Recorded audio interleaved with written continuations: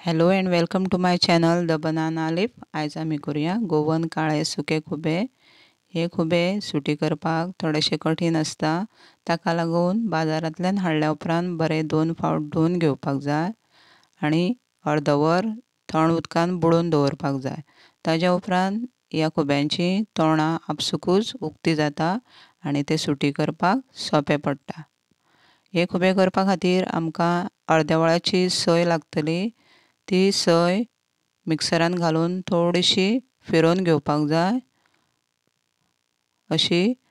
आनी ताज्या उपरांत गॅसीचेर तोप दवरून थोडेशें तेल घालून घेवपाक जाय.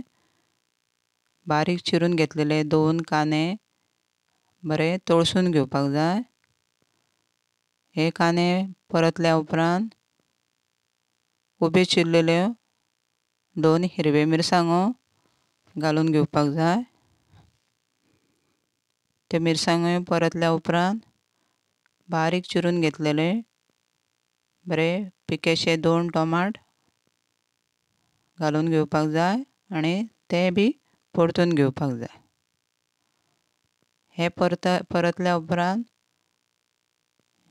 धुवन घेतलेले खुबे घालून घेवपाक जाय आनी ते ढवळून घेवपाक जाय. हे शिजपा खातीर थोडेशें उदक घालून झाकण दवरून एक उब काडून घेवपाक जाय. हे खुबे शिजपाक चड टायम लागना. खुब्यांनी एक उब येयल्ली आसा ही. आतां हांगा आलें लसूण पेस्ट एड करता, ती बी बरी ढवळून घेता. तातूंत मीठ, हळदीचो पिठो,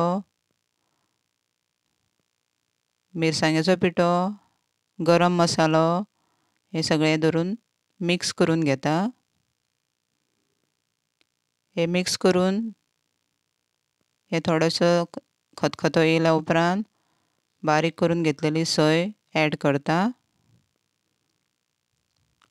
ही सोय बरी मिक्स करून घेवपाक जाय, सारकी खुब्यांनी भरता तशी. आतां हे खुबे आमचे तयार जाल्ले आसा. ह्या खुब्यांनी आतां 4 सोलां एड करता.